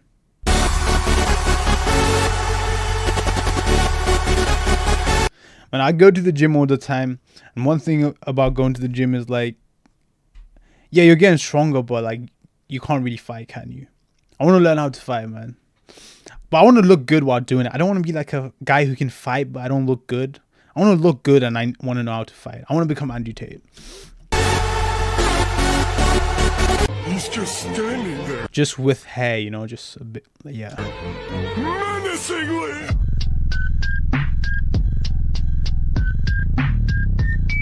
Calisthenics guys, feel free to let me know, but surely this has to be one of the hardest bodyweight exercises to perform. My thumb can do that. Like, see? That's normal, right? That's crazy though. You know what? I respect calisthenics athletes more than I respect... I don't know if I can say that, but it's like calisthenics, it just looks cooler. It's a skill. Whereas bodybuilding is much more just about aesthetics, you know? I don't know. I'd want to be someone who looks like a bodybuilder but can do every calisthenics skill out there. This is probably the manliest lift I've ever seen.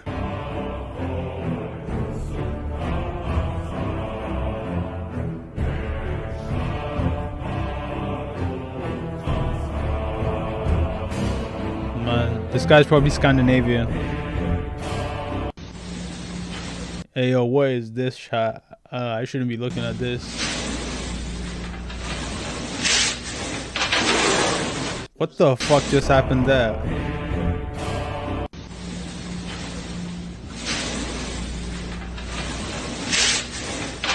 Wait, what? Oh, okay. Okay. He ripped a big piece of... Okay, that took way too long for me to get. Kyrie looks different.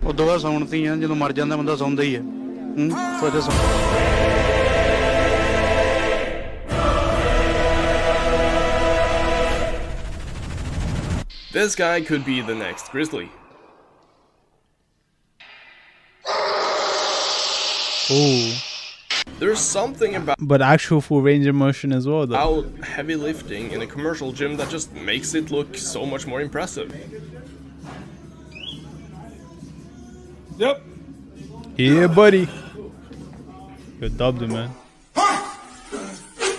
The Demon Arch. Bro, how is that even possible, man? This guy can fit in a suitcase if he wants.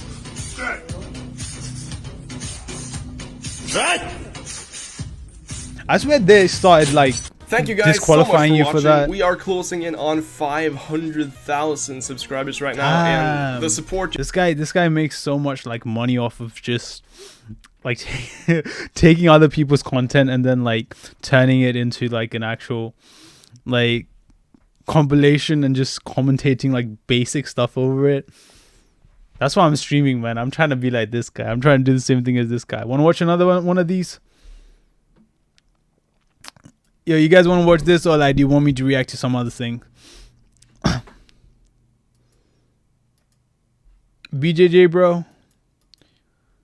I want to do BJJ as well. Can we read hybrid calisthenics also? Hybrid calisthenics. I know hybrid calisthenics. I'm probably subscribed to him. Maybe not, but I know him. Hampton from Hybrid Calisthenics, you know. You know, I knew this guy when he had like 3K followers on TikTok. That's when I used to use TikTok during lockdown. But let's watch one of his content. Which one do you want me to watch? What content do you want to watch from him? Depression video?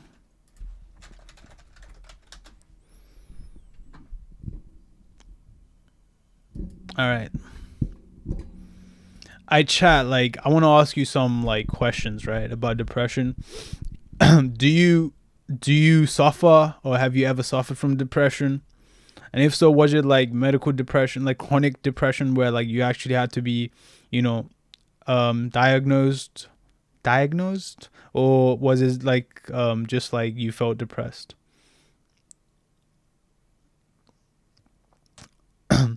Depressed, because I feel like I feel depressed, but I've never been depressed. Because I feel depressed a lot of time, but I've never been depressed.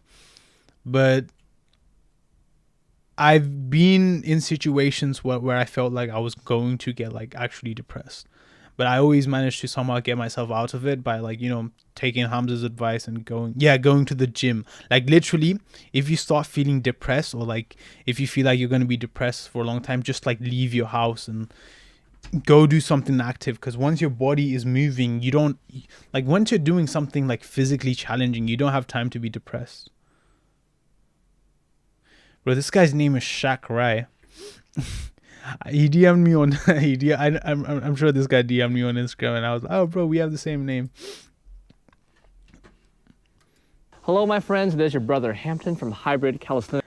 Roger says depression is BS. It tastes like 2 weeks. I feel like you feel depressed, but like I feel like medical depression, like, you know, the only way to cure like medical depression is to actually like try to like exercise and actually be productive. It's like Hamza's advice actually works. Just watch Hamza if you're depressed, dog. Welcome back to another episode of Coffee with Hampton, where I sit down and share some thoughts with you over a cup of coffee. It has been a while, and today I want to talk about a topic that many of us, unfortunately, are all too familiar with, which is... Yo, you know what's crazy, guys? You know how everyone's like, you have to be like polarizing to become popular. This guy has more subscribers than Hamza, and he's just a really nice guy, man. Like, yo, W Hybrid Calisthenics. I really like this guy. This guy is very genuine. Depression. And specifically, I want to talk about how I personally managed and overcame my depression. Now, this is an important point that I want to bring up right at the beginning, because as usual, I'll mention I'm not a doctor, psychologist, psychiatrist, mental health professional, therapist, or anything like that. And even if I was, I am not your mental health professional. Thank you, So the Shaq. things I'll talk about in this video and the experiences I'll share are what worked well for me. I cannot legally, nor should I, say that they will definitely work well for you. This video is not meant to replace a consultation with a mental health professional. So, just so we're covered, that was my disclaimer. I put it right here at the beginning of the video. Please take it seriously. Anything that I am not explicitly stating, I am not claiming. And the only thing that I am claiming is that this is what worked well in my other videos. This video is really meant to promote discussion. One of the reasons why I'm sharing my story is to encourage other people to share their story. I know a lot of us watching this have dealt with depression in the past or are currently dealing with it. So I encourage you, as you're watching this video, or even if you decide not to watch it, to please go into the comments and share your journey, share what worked for you, because you never know who it might resonate with and who it might help. Now, I struggled a lot more with depression in my teens. Interestingly enough, not so much in my 20s where I had more bad stuff happen, but in my teens. And I've come to realize that this journey is deeply personal for all of us, and it can sometimes feel like we're very alone. That's why some of us get so upset when others pretend to know our story. Hormone so imbalance. Reading other people's stories, some of which may seem very similar to your own, I hope that can make your problems feel a little bit more relatable and that you're not in this by yourself. So with that in mind, I do want to try to keep this video on the shorter side because, again, my journey is just my own. It's not everyone's story. So I'll talk about what worked for me, and I'll open the door for others to share their story. So to start, I actually want to talk about something that didn't really help me, because a lot of people probably came to this video expecting me to talk about this, because this is a fitness channel, and exercise has been shown multiple times to be effective at reducing the symptoms of depression. Another thing I talk about is diet. And yes, certain dietary changes have also been shown to help depression. And that's true. That makes sense to me. Obviously, I think diet and exercise are very important. And it's certainly something that you, my friend watching this, may want to look into. But for me, I was already pretty active. I was already eating a fairly healthy diet, even in my teens. And this kind of goes back to what I was saying about how this journey is deeply personal. Because while this is a famous thing that helped a lot of people, it wasn't a turning point for me. But what did end up becoming a major turning point for me was acknowledging that I was depressed, or had depression-like symptoms, depending on how you want to look at it. Deciding that I want to make a change for the better, and believing that I could do it. For me, I never stopped believing that I could not only manage my symptoms, but overcome them entirely. And for those of you who do care about my story and resonate with my journey... Yeah, belief. I feel like a lot of people believe that they don't have control over depression. And that's like when you give power to like an external... If you think depression is external, then like... Or it's caused by external circumstances, then you give power to the disease or illness, and then so like you never be able to get out of it. It's the same thing with like curing, even I feel like cancer, right? If like, I think the people who survive cancer are the people who believe that they can beat it, right? I don't think you can beat cancer if you have totally given up hope, because then like you're not gonna like literally you're not gonna like try to be cancer, right? And that's the same thing with depression as well. Very important point that I want to make. For me, it was very important that I believed I could overcome this. Not right away. That is something that I want to emphasize because it makes a lot of people very angry, perhaps rightfully so. It's when other people tell them to just get over their depression, because if they could do that, they probably would. So it wasn't something overnight where I decided that boom, I wasn't depressed. However, I did make a very definitive, conscious choice in my mind to start making systematic improvements in my mental health. And the first step for me was telling myself that my life was too short to have to deal with this. At the time, I was feeling depressed when I woke up, when I went to bed, and multiple times throughout the day, and I didn't want to have to deal with this for the rest of my life. Yeah, and I should mention that I never accepted depression as part of my identity, in the same way that many of us identify with our politics or our sexual orientation. I never thought of depression as who I am. Now, I want to reiterate that the first point I mentioned was to acknowledge my depression. So I'm not saying be in denial about it. I'm not saying don't get diagnosed if that's what you want to do. But I never accepted it as part of my identity. It's not something that I would put in my About Me section, or I wouldn't introduce myself that way. I thought of it the same way I would think of an unwanted mole. Yeah, Sneeko said it, man. Depression is a meme and people romanticize having depression these days. A lot of people aren't, but like even if you are, people think like it's like a part of their personality to be depressed. And it's like, damn, man.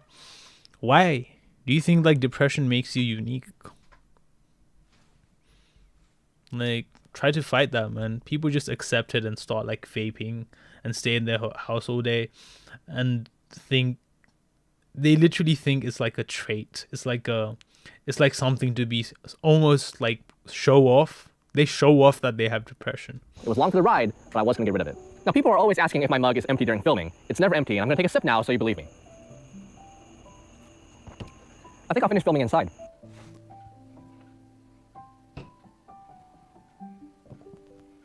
Okay, so my second point is probably the one that's most personal and specific to me, because this was about how my mind worked, what was causing my depression, which I don't want to get too much into that, and what I needed to do to resolve that. Because after taking some time to think, and taking some time for introspection, which I think we should all try, I realized a lot of things in my life that I was upset about were at least partially my fault. My depression was caused, or at least spurred on, by interpersonal relationships. How I treated other people, how they treated me, and how I wound up in my current circumstances. And me taking accountability for that was a second major game changer. Now, this was me in my teens, so a lot of things were out of my control. Even now, a lot of things are out of my control. But some things are in my control, especially how I handled interpersonal relationships. And taking accountability for the mistakes that I had made and trying to resolve that played a big role. See, like, he says it in such a nice way so, like, the normies can understand. Like, Hamza would have just been like, you know, like, Andrew Tate is kind of saying the same thing as hybrid calisthenics, but it's the way they say it that's different. Like, hybrids, Hampton, I'm going to call him Hampton. He's saying it in a much more calm and nice manner, whereas, like, Andrew Tate's like, depression's not real, you know? Get up, go to the gym. That's what Andrew Tate says, but like he's kind of saying the same thing, but in a much more gentle manner. And I think like some of this is more necessary than like Andrew Tate, but obviously he doesn't get as popular as Andrew Tate due to his more like calm demeanor. In me fixing my depression. Because I've noticed that especially if we're unhappy with our current circumstances, if we don't like our current situation, it can be very easy to want to blame someone else for that. If only this person had been better, if only they hadn't wronged us, if only they had helped us out more, then we wouldn't be in our current situation, which is suffering. But when we start thinking of ourselves as the director of the movie of our lives, as the captain of our own ship, then we might think, this person did wrong us, that's true, but we also misjudged them. And now we know to look out for that. That's now, stoic. Again, that's a stoic mindset. Right there, what he said is stoic as well. Yeah, man. You have to like I think one of the things I read in meditations was that when you wake up, you need to be aware and ready for people to like get angry at you or cause your emotions to kind of like rise up, right? They might anger you, they might upset you, but you need to wake up anticipating those circumstances, and you need to be you need to realize that they're gonna come and be ready to accept them and just agree that that's just according to nature. And yeah, man, anger's gonna ruin you. Lust is going to ruin you, but those emotions are part of nature, and so you need to learn how to control them. Personal and specific to me, there are many other different ways in which accountability can apply, but my goal isn't to get anyone to dig a deeper hole for themselves. It's not to make you think that anything bad that ever happened was your fault and you should feel guilt and shame over that. It's really the opposite, because a lot of times I think our guilt and shame is caused by our denial that it is our fault, even though it's pretty common and sometimes expected for us to mess up, at least some of the time. Just to give an example, sometimes, after some thought, I'll realize that I wronged someone else, even if they wrong me back just a little bit. I'll go up to them and say, hey, I know we had a disagreement.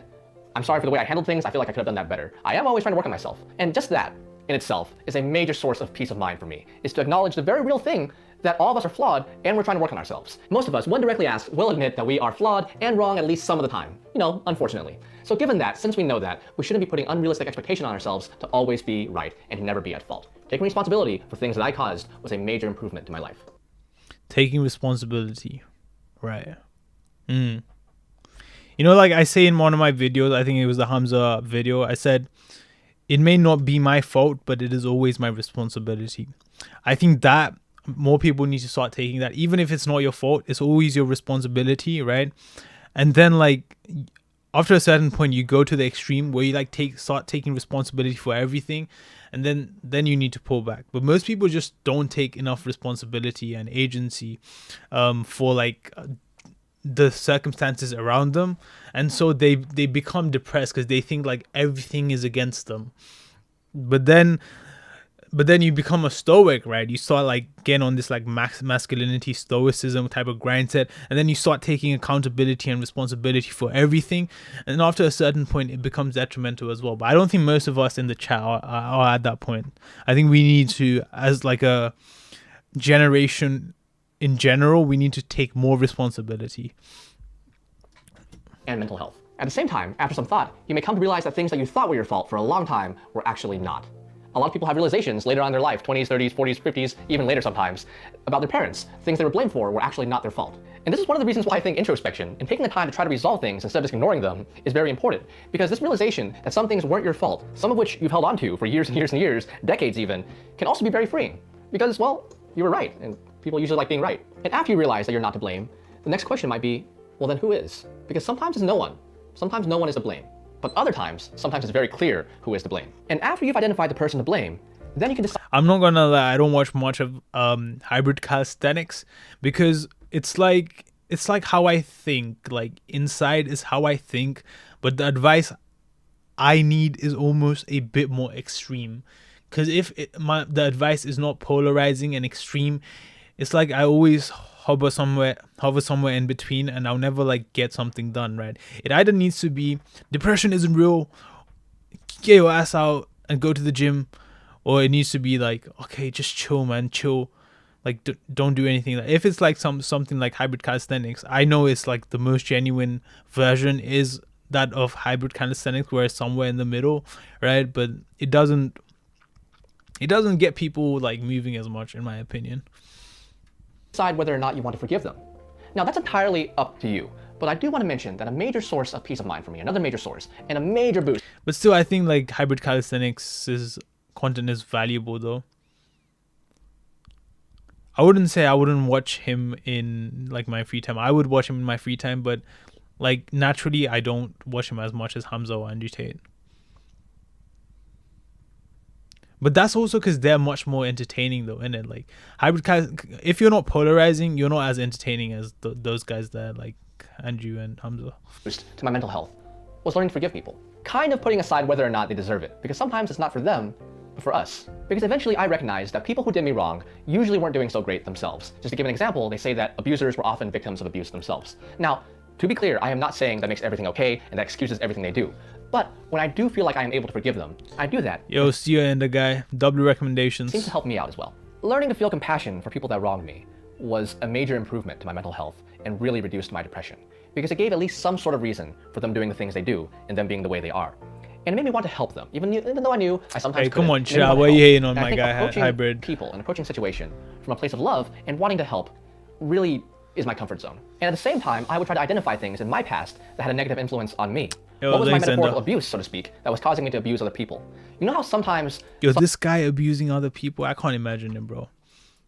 But this guy's got 3.18 million subscribers, you know, and he's genuinely helpful. Like, if someone says, yo, I can't get hench or like I can't do a push-up, I always show them like his videos because they're actually genuinely helpful.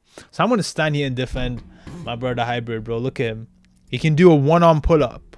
Hello, my friend. Yo, Tony P, tell me, can you do a one-arm pull-up? Like, tell me, bro. Like, can you do a one-arm pull-up? And down like so. So to determine how we're gonna train isometrics, we'll just find our angles. There's many different angles. 50-pound dumbbell. If they only trained that point, it would. Now, I'm not gonna lie to you. Yeah.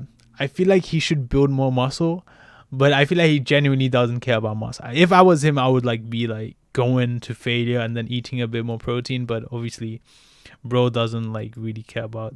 It says the OBS studio is just disconnected. We're gonna look at like some more hateful content now. And I'm improving real fast. Hey, W, man, Tony. I'm sure you got more. Alright. Why foreign women struggle dating in Japan. Alright, let's see this.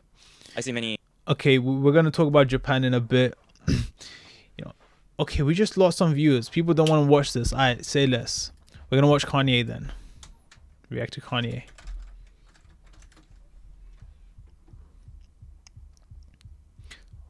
What video do you want me to react of Kanye West?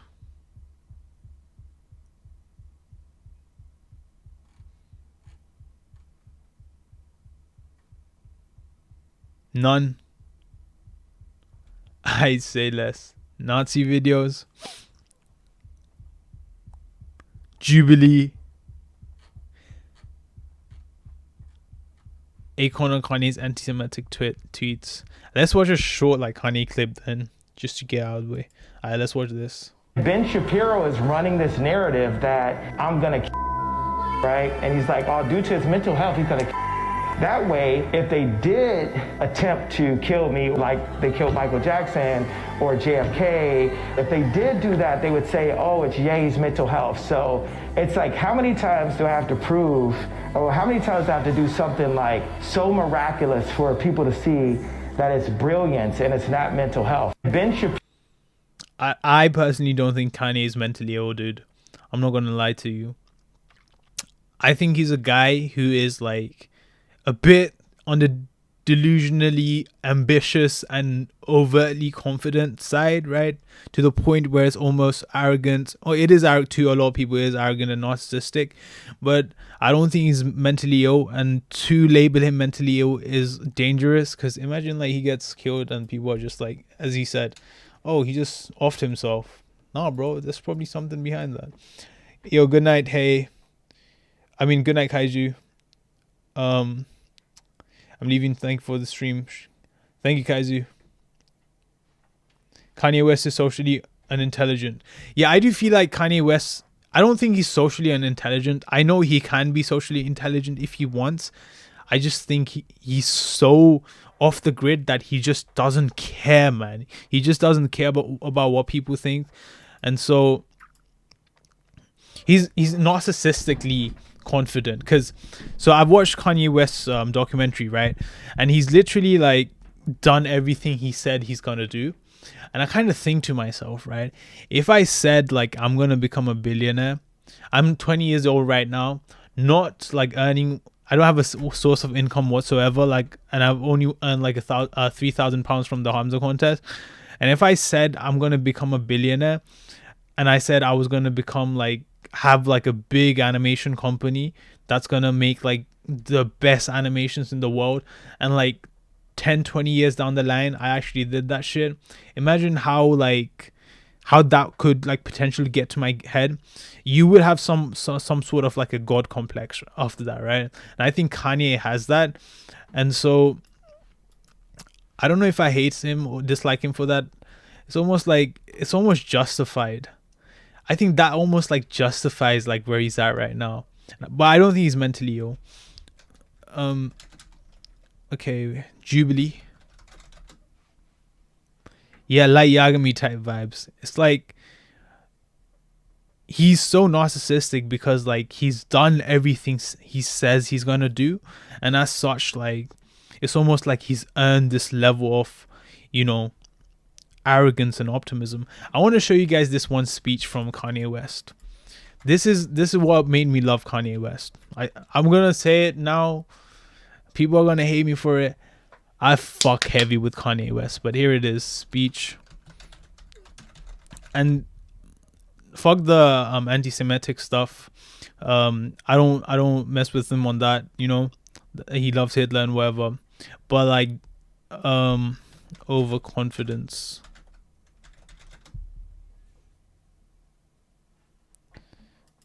I watch this. You don't know who I am. Yeah. This is my favorite speech from Kanye West. Okay, guess what? Time goes so fast, and I've been told that your buses are out there. So Kanye is going to pause just for a second. He has to finish his. That's his mother, by the way. That's Donda West. Yo, much love to her, man. Rest in peace. She passed away. You know, Kanye's biggest supporter. A million other things, but we wanted to get in just a few questions. Any questions for Kanye?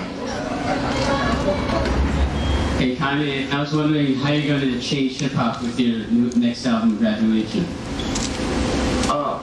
Yeah, I didn't like this album the best. One of the things with Graduation, when we just pushing, one of the reasons why I called it Graduation, because I feel like I'm at this point where I really feel, you know, it's like my mom always taught me, you have to believe it first. You have to believe it first. So what's when I had to believe that I could make it into the game first. That was one of the first things. And I believed it and I willed it. And they say overconfident, like that's a bad thing. I think overconfident, maybe that needs to be a bad word. How can you be overconfident? You should be overconfident. You should have more confidence. People should have more confidence in themselves. But they always say they want people to fade into the grave. They want people to put their head down and kind of just act like, okay, you know, you do something really good. And you're supposed to say, you know, oh man, that song was dope. Really? You think so? And I'm like, oh, it's great. Oh man, you like that? You got good taste. I like it too. We on the same vibe, you know? So that's my thing. Willing to beat the negative perception that they try to throw on a confident black man, because they haven't seen that before. It's almost the mentality of the slave that's too loud. Quiet down. Quiet down. I'm gonna tell you how I feel about me. I am the greatest. And you should feel that way about yourself too. So much. Give yourself a hand.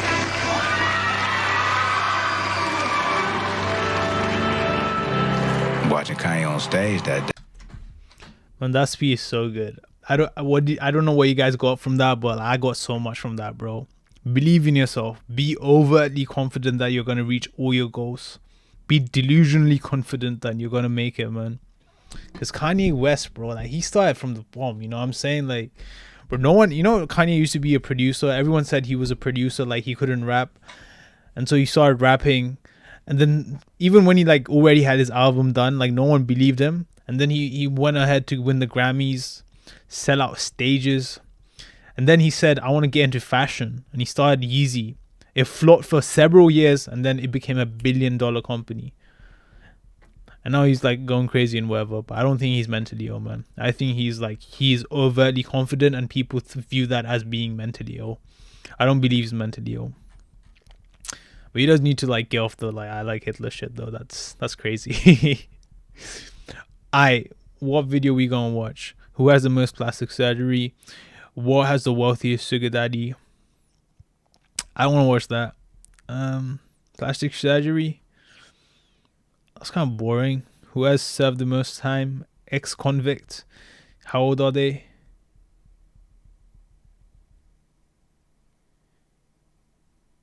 Yeezy, right? Isn't that his like company? Yeah, Yeezy.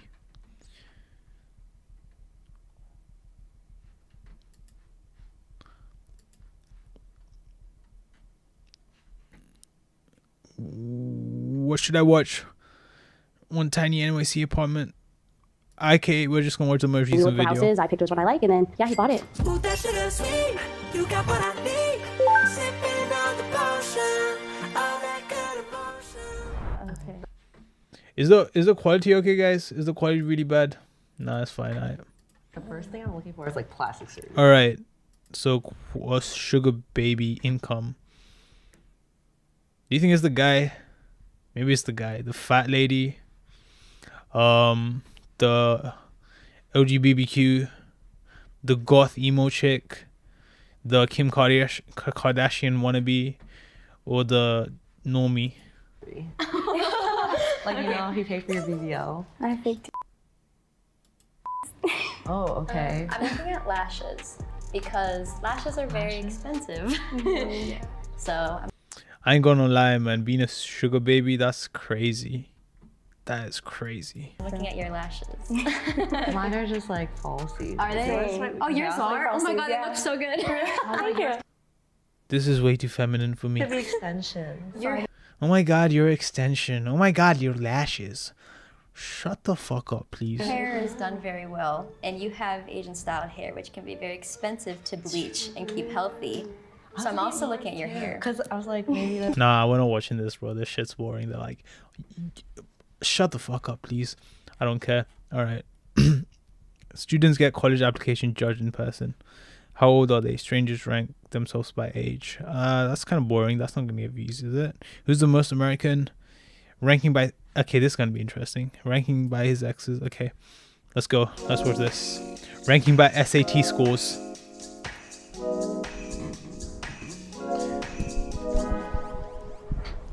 You said your calculator died mid-test, right? I think you should move to the back then. Is everybody here? It's the Asian guy. Who's the Asian guy? I don't see an Asian. Oh, this Asian girl. Is that guy Asian? This guy kind of looks like me. You're going to college, not going to college? Like, what's the deal? I'm going to college. Yeah. I'm going to college. Going to college. I'm in college. I'm in college. I'm going to Oh, college. I'm going to college. I'm going to college. Your mom goes to college.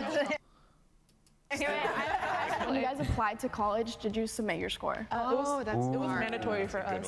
So did you? I feel like if you submitted, you should move to that side. Yeah. I submitted. Like, are you guys down a little bit that way? Yeah. Okay. You said you submitted, right? What's up, Sunny Side Up? We're just watching Jubilee videos because I'm trying to be a streamer now because I realize making videos is way too hard. I submitted, yeah. Okay. But also, like, I feel like it depends so much on the college.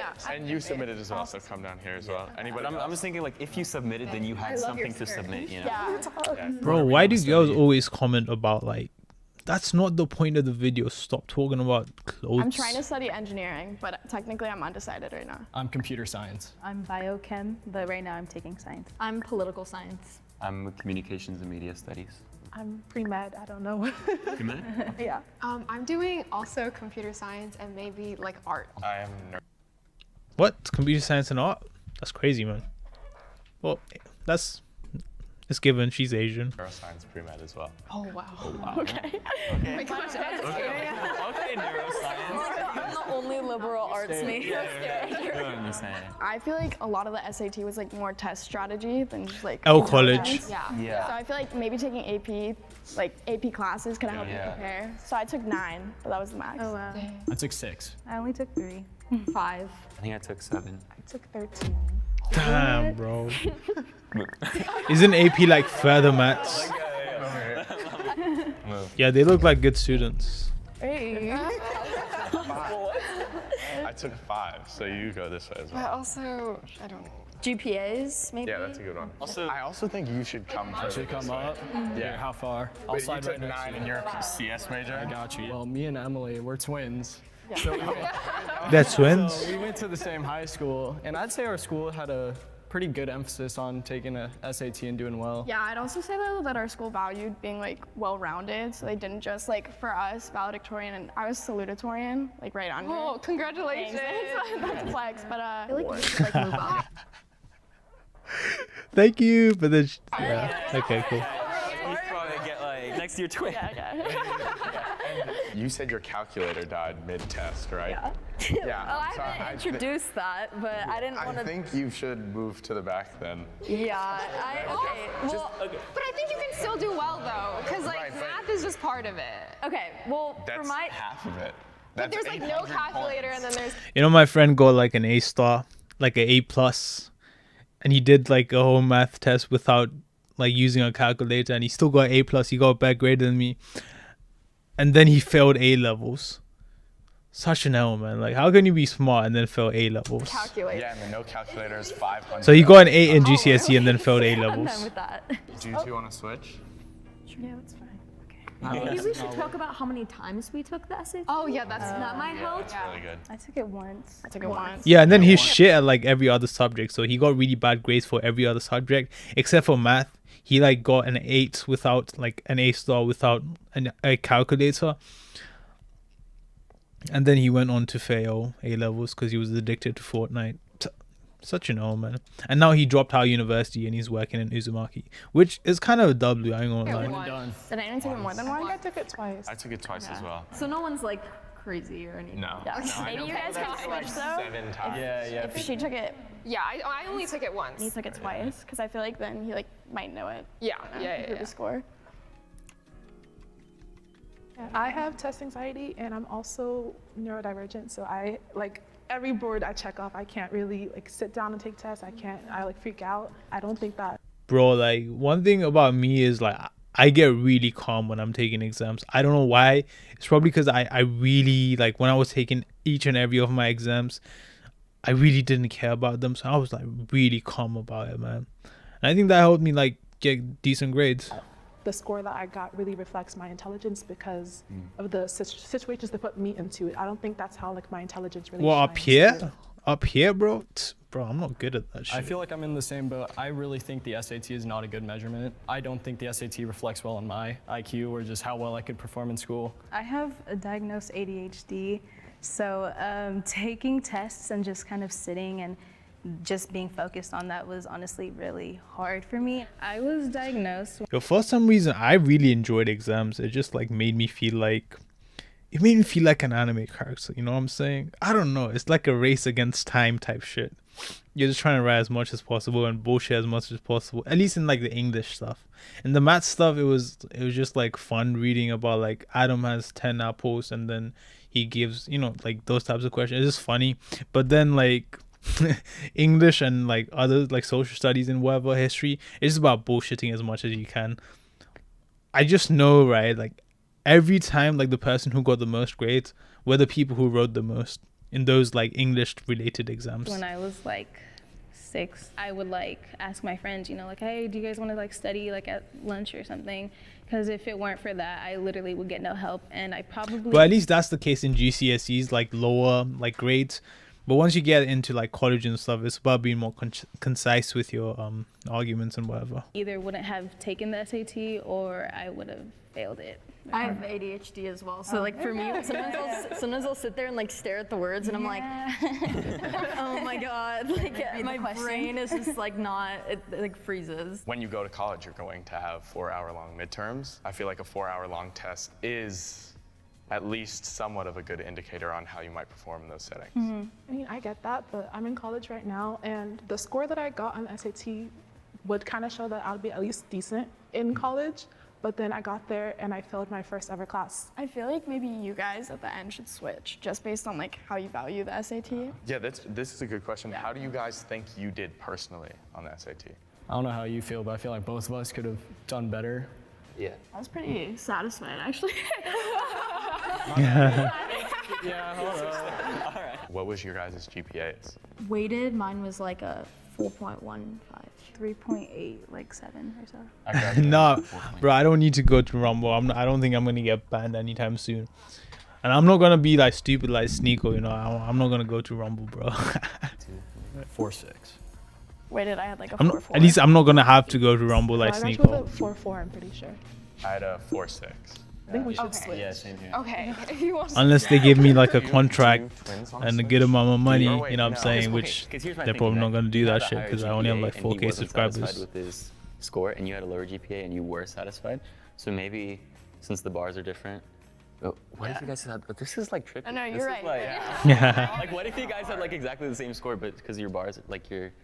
But I don't know. Do you think your GPAs correlate to your test taking abilities? I feel like it depends on like the school you go to. If you go to a school that is not funded well, all they're trying to do is push people out to graduate. Like obviously the scores you get might not reflect what you'll get on the SAT, but if you go to a school that pours money and funding into making sure that everyone is getting the best education they can get and all that, then of course like you might do better, if that makes sense. But I don't think that the Right, but the person GPA. at the school that's not well funded who got a 4.5, and the person at the school that's not well funded who got a 3, the person who got the 4.5 probably got a better SAT score, right? But we don't know that. What if they woke up Yeah, on the but- wrong side of the bed that But day? we're talking about a generalization. Yeah, here. yeah. I come. That's like a bad point because like in general, right? People who study tend to do better on tests. In general, people who are like, it's not even like intelligent. People who study harder and are slightly more intelligent tend to do better on like exams and tests, right? And that's just like the nature of it. And to say like, oh, what if like, you know, the people who did bad were just like sick that day or weren't feeling as good? well, that's only gonna be like 1 or 2 people in it. In general, like people are gonna, Come from a really big public school. they're gonna like follow like their intelligence or like how much they study. Predominantly Hispanics and like immigrants. I feel like our school's main goal was to get them to at least graduate because our graduation rate is pretty low. SATs were optional. We didn't really talk about it much. It was a lot of kids at our school. It was like, I think like 3,000 or so. So it was like one counselor to like 100 kids. So if you're not showing that you want to actually do good in school, then we're just not even gonna really bother you, so. SAT scores, like on average across the US, are like directly proportional to like annual household income, even though we can like kind of laud it as this like, oh, like perfect meritocratic system. It's actually not that, and it's like very affected by like the socioeconomic like inequality in the US. Yeah, that makes sense. It's also the case that like people who come from better households like tend to have better opportunities to actually just sit down and study in it. At the end of the day, it's whoever studies the most. Like if someone in like a bad household like kind of excludes themselves and like forces themselves to study, like they're gonna get better grades than someone who is like in a good household and doesn't study. Like at the end of the day, it comes down to who studies harder. But obviously the person who has like a nice house with like a good family that doesn't make noise and doesn't like beat them up if they like take like a wrong footstep, like they're probably gonna do better because they can study at peace. Do a standardized test on kids where they all had vastly different like teachers with different teaching styles and different grading, like. So like that's how you take a bunch of classes. Yeah, exactly. So it does like generally I think it's kind of a no-brainer that your GPA for 2 people that went to the same school or similar schools, GPA would at least be a good determining factor of what you may have got on SAT. Your GPA could fluctuate. No, this guy is based. This guy at the top, he's spin facts. I had a freshman and sophomore year, I had a 4.6. Yeah, what's up, Loomis Junior year, I had a Spiv? 2.4 Loomis Spiv. because of stuff that was going on with my family. There are some hardships that you can go through that make your experience with schooling a lot more difficult than it would be if it was just smooth sailing. But during my time, during the time I was taking the SAT, like I went to rehab for 4 months. I know what it's like to go through some really hard stuff. Yeah, there's a lot of hardships, and yeah, it didn't make it easy. But at the same time, like, hard work is hard work. Exactly, man. Before exactly, this guy's based, you know what I'm saying? On my, like, GPA or like any like school grades and stuff. But then during COVID, I realized like there's more to life. I valued like quality time with my friends and family a lot more. Before COVID, I was like really ambitious. Like I made sure I did well in all my classes. Like I really applied myself. But then COVID hit, and it was my senior year, and then my freshman year in college, and I just lost like all motivation. No, I'm with you there where it's like as soon as COVID hit, online school started, I just did not care about focusing on school at all. I open my laptop, manhwa or and I just manga? go get food downstairs. I remember it. And like, Manhwa or manga? Manga, man. Of course, manga. I like manga more. Manhwa's like usually it's like webtoons, and it's kind of like cheap. It's like more fast food, you know. It might taste better for a while, but at the end you feel like more fulfilled if you read manga. the moment that it hit, it was just kind of like, well, what's the point? Why bother? Yeah, exactly. How much pressure did like your family put on you to take the SAT? Oh, a lot. None. None? Not a lot. I think Not I a lot? had quite a lot of I think because my family is like, I'm a first generation immigrant, but my parents, I feel like they're also first generation immigrants. So I feel like they put like a lot of emphasis on like meritocracy and like working hard to get there, just because like initially we didn't have like the resources to like do it another way. I'm also a first generation American. I'm Nigerian, so my mom is like very like, you have to make sure that you're doing everything right because your sisters are watching after you. Like you have to make sure you grow up and get all these A's so that they have an example to follow. So it was very hard for me to kind of separate myself from my grades, because if I did and I failed, then I'm disappointing not only my mom but my 3 little sisters. You seem like someone who's probably a really That hard makes worker. sense. Yeah. And I think in that sense, you She's probably Nigerian, man. That's like It drives higher than mine. I think the most successful ethnic group in America are Nigerians. yeah, probably. I think Breaking up the twins. Ethnic immigrant groups. Yeah, I think I said that right. The way you've been talking and all that, I feel like you have at least a better one than me. Really? It's just a gut feeling, kind of, but. I disagree. You disagrey? Yeah. I'll take that as a compliment. I disagree too. Do you guys want to lock in your answer? Do you feel good? I'm so scared. I think we're ready. Yeah, let's do it. Yeah, I'm fine with it. The group will be now rearranged based on the actual Have SAT scores. Jack at 1160. Oh, come on, Jack. I was really surprised I was the bottom. I mean, I didn't think I was that bad, but. Yeah, I Carla like you, at Jack. 1170. Hi, Carla. Michael at 1280. Kylie at 1320. Chi-Chi at 1360. Yo. Emily at 1400. Michael at 1500. Yo, Emily yeah. at What did I say? What did I say, bro? It's always the Asian guy, bro. It's always the Asian motherfuckers that's at the top, man. It is what it is. You know what I'm saying? It is what it is. How is someone supposed to do better than you? Are you sure? Like, are you working for them? I was surprised that Emily just didn't go forward and put herself up front. Like, there's nobody who's getting higher than her, at least. Like, impossible. Without a calculator. Yeah. Okay, let's That's talk about wrong. this for a second. That's crazy. No, like, huh? Yeah, that's what I said, man. It's always the Asian guy. It's always the Asian one. The only person that could have beat this girl was if it was like an Indian guy with glasses on. That's the only person that's competing with this girl right here, man. I'm going to Stanford. Okay, dude. Oh, I'm going to USC. Go to the University of Michigan. I also go to USC. Cal State Long Beach. I'm going to the new school in New York. I got accepted to Berkeley, but I'm going to community college. It's just, yeah. I go to UCSD. Well, when I got to college, like the first 2 weeks, everyone was talking about, oh my God, I got a 1500, I got a 16, like this and that. But I don't know, I just feel like I got in here with a 1360. I don't think it really mattered. I say let's react to some other shit. Jubilee. Oh, it's already 12. Damn, I should get going. We'll react to one last video, yeah? I need to figure out like what type of content I want to react to. So like I have a stream of content. I need to like plan out my streaming because I want to stop making like videos. I want it to be like more like systemized, so I'm not spending so much time manually making videos. One last long one, I say this one.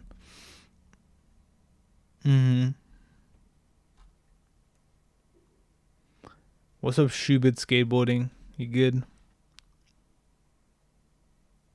I'm good, man. I'm good. I'm just figuring out my goals with like this YouTube channel. Jubilee, man. Let's go to the homepage.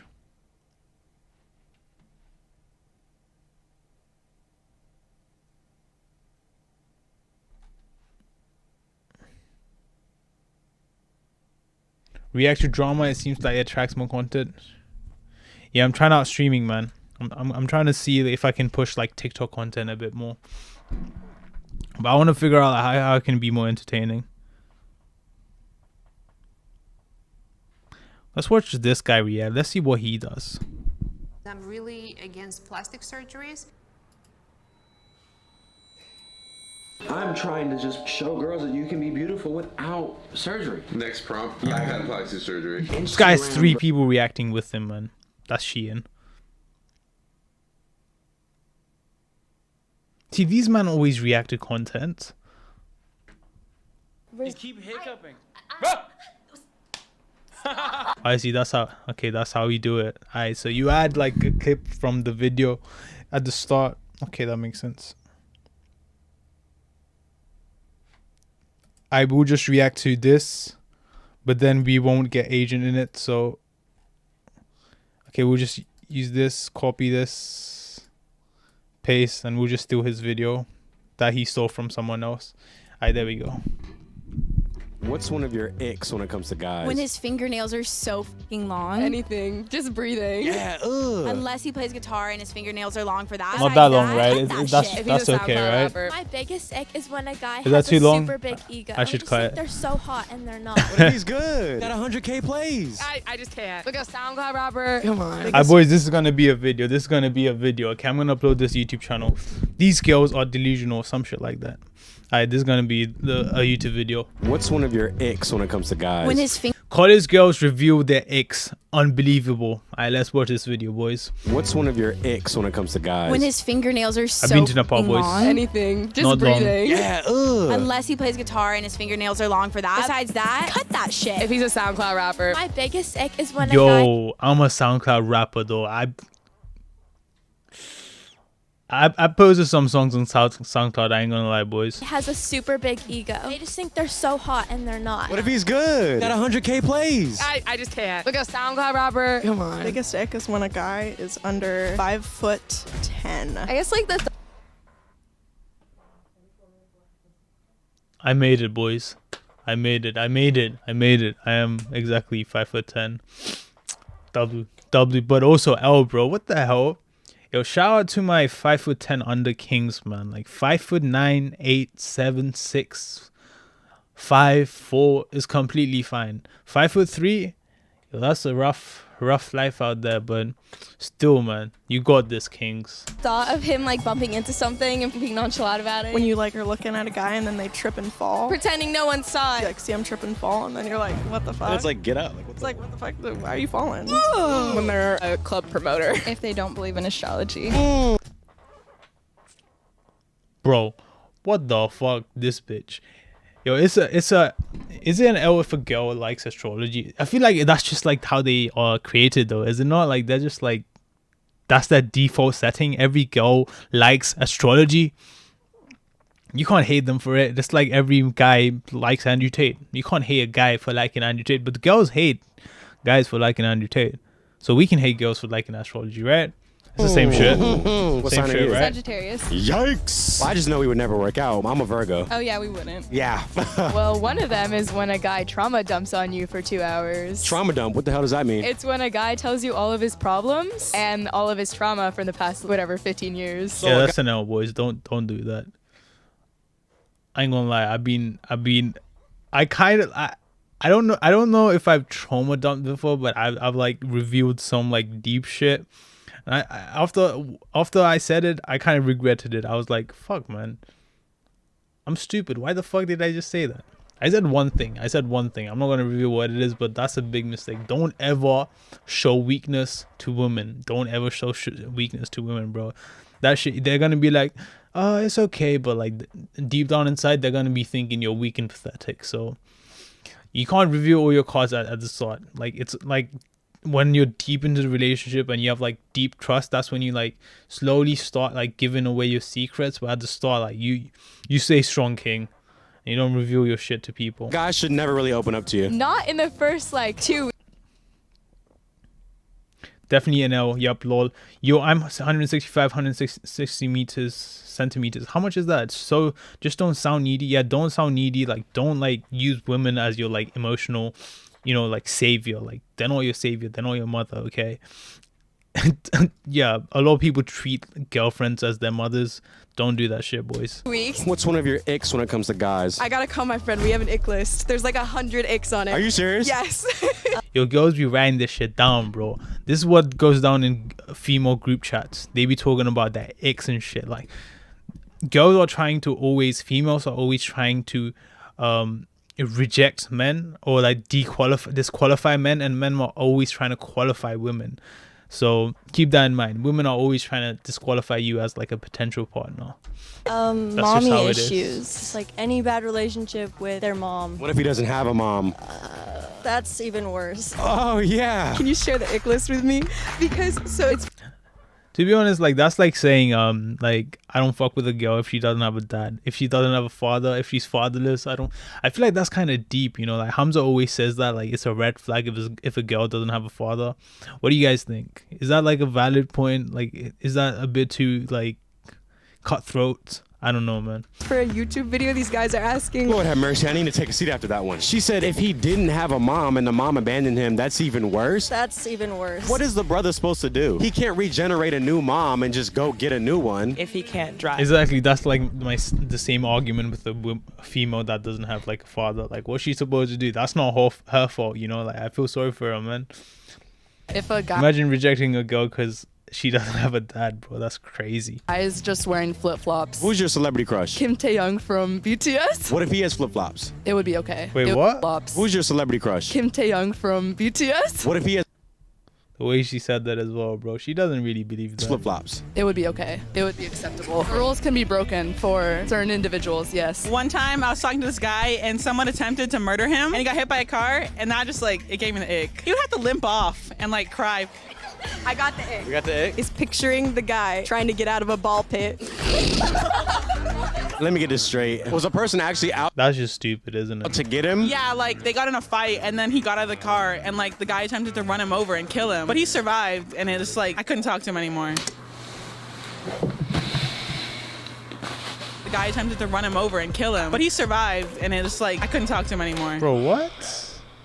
Imagine the guy you like trying to get out of a ball pit. I'm stuck. So when a guy takes more photos than a girl, can you take a photo for me? Okay, let me help you take one. And then That's valid. That's valid.